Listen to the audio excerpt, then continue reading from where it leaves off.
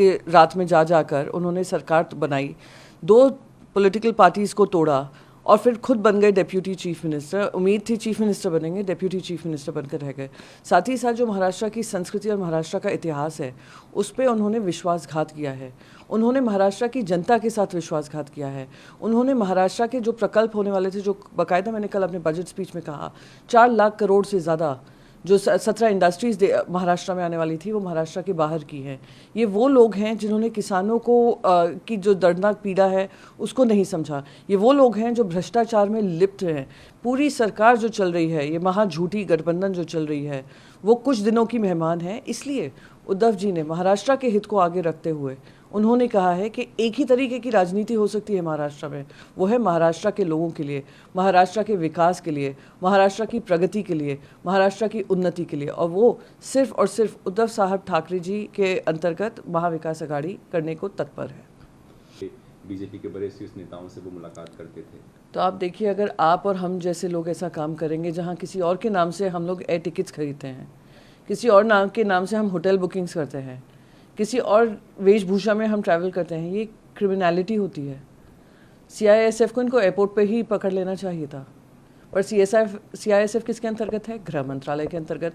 गृह मंत्री खुद कौन है? सक्षम वही हैं जिन्होंने इस तरीके की तोड़ने फोड़ने की राजनीति की है, जिन्होंने पूरा धन बल और सत्ता बल का इस्तेमाल कर कर अपने विपक्षी नेताओं के साथ दुर्व्यवहार ही नहीं, एजेंसीज का मिसयूज़ कर कर उनको जेल में डालने का काम किया है।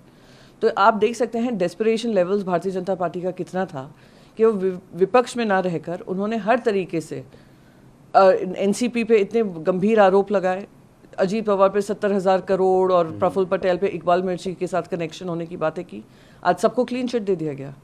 तो ये जो दिखा रहा है कि गृह मंत्री से लेकर प्रधानमंत्री से लेकर राज्य में देवेंद्र फडणवीस से लेकर और वो 2 गद्दार जिन्होंने अपने पार्टियों के ही ऊपर पीठ पे खंजर घोंपा, जब उनको बाकायदा सब कुछ मिला, उन्होंने ये कृत्य किया है। तो महाराष्ट्र की जनता उससे अवगत है, महाराष्ट्र की जनता सफ़र कर रही है और आने वाले समय में महाराष्ट्र की जनता अक्टूबर में इनको जवाब देगी। देखिए, अभी बस कुछ दिनों की बात है, जूते चप्पल चलना बाकी हैं।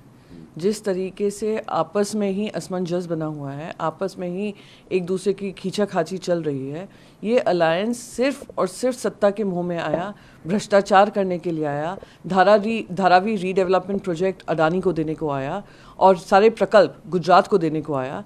वो महाराष्ट्र की जनता उससे अवगत है। आप अपने कार्यकर्ताओं को तो मना लेंगे, पर सच्चाई कहाँ छुपाएंगे कि आने वाले समय में आपकी बुरी हार महाराष्ट्र में तय है।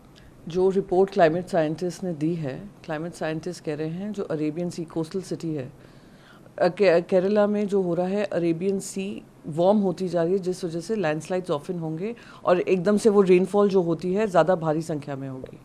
अमित शाह ने यह भी दावा किया कि उन्होंने रडार वार्निंग दी थी, उन्होंने रेड अलर्ट दिया था, वो भी झूठा साबित हुआ है। तेजस्वी सूर्या जी आते हैं बेंगलुरु साउथ से।